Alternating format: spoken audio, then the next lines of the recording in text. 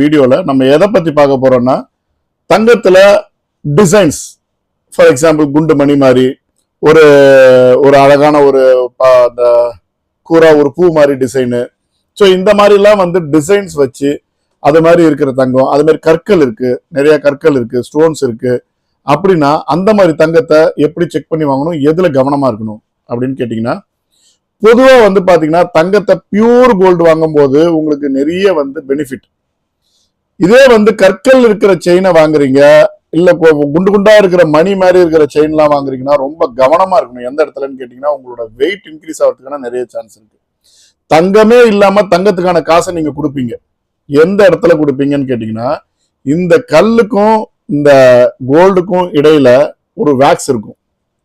So பொதுவா வந்து பாத்தீங்கன்னா இது வந்து எப்படின்னா அந்த கேப்பை ஃபில் பண்றதுக்காக வைப்பாங்க. ஸோ ஒரு சில கடைகள்ல வந்து பாத்தீங்கன்னா ரொம்ப நியாயமா இருப்பாங்க, அதுக்கு என்ன ரேட்டோ கோல்டுக்கு என்ன ரேட்டோ அதை மட்டும் சார்ஜ் பண்ணுவாங்க.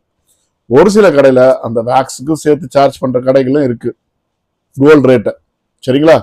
ஸோ இப்போ எந்தெந்த இடத்துல இந்த வேக்ஸ் அதிகமா இருக்கும் அப்படின்னு கேட்டீங்கன்னா, இந்த ரவுண்ட் ரவுண்டா இருக்கும் செயின்ல எல்லாம் பாத்தீங்கன்னா ரொம்ப கவனமா இருக்கணும். அந்த மாதிரி ரவுண்ட் ரவுண்டா இருக்குன்னா அந்த ரவுண்டுக்குள்ள ரொம்ப போலா இருக்கணும். ஃபார் எக்ஸாம்பிள் அந்த ரவுண்டுக்குள்ள வெயிட் இருக்கக்கூடாது.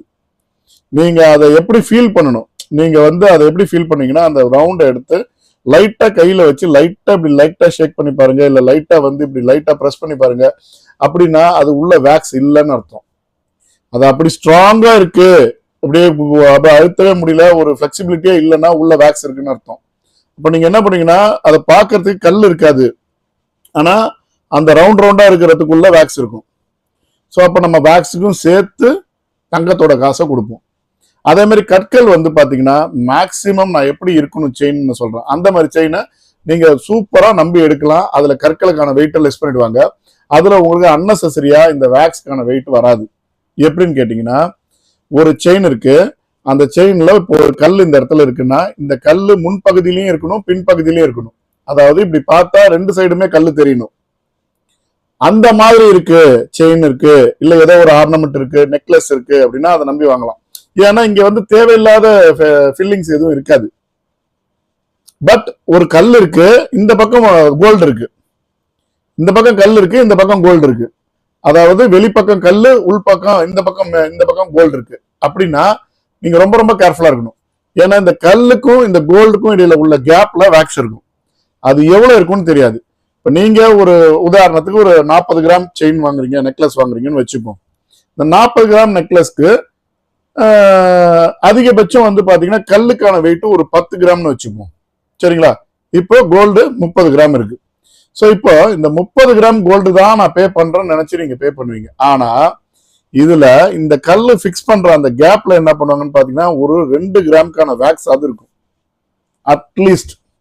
ஸோ இப்போ இந்த 2 கிராமுக்கான வேக்ஸுக்கு கோல்டோட ரேட்டு கொடுப்பீங்க.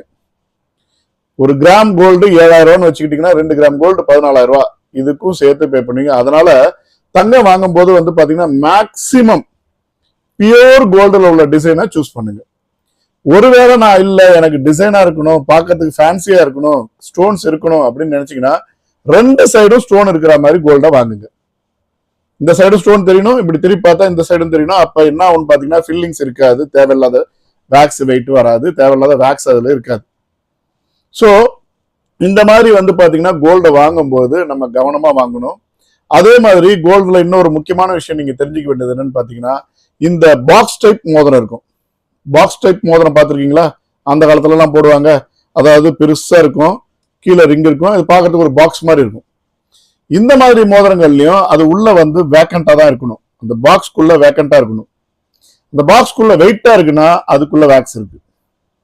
ஸோ அப்ப நம்ம அதை எப்படி டெஸ்ட் பண்ணணும்னா அதை நம்ம ஆட்டி பார்க்கலாம், இல்ல அதனோட வெயிட்டை ஃபீல் பண்ணி பார்க்கலாம், இல்ல லைட்டா ப்ரெஸ் பண்ணி பார்க்கலாம்.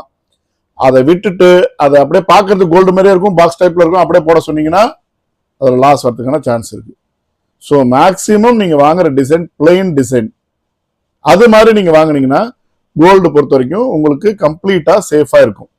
ஸோ இதை விட முக்கியமான விஷயம் நான் ஏற்கனவே சொல்லியிருந்தேன் ஒரு வீடியோல, தேவைன்னா அந்த வீடியோ போய் பாருங்க. இப்போ ஒரு ஞாபகப்படுத்துறதுக்காக சொல்றேன். 916 அப்படிங்கிற சிம்பிளுக்கு பதிலா 22CT அப்படின்னு இருக்குன்னா அது லோ பியூரிட்டி, 22K அப்படின்னு இருக்குன்னா அது ஈக்குவல் டு 916. ஸோ அதை புரிஞ்சுக்கோங்க. 22ன்னு போட்டது எல்லாமே 22 கேரட் கிடையாது. சரிங்களா? இந்த வீடியோ உங்களுக்கு பிடிச்சிருந்ததுன்னா தயவு செய்து சப்ஸ்கிரைப் பண்ணுங்க, ஷேர் பண்ணுங்க, கமெண்ட் பண்ணுங்க. மேலும் நிறைய தகவல்கள் நான் ஷேர் பண்றேன். சரியா?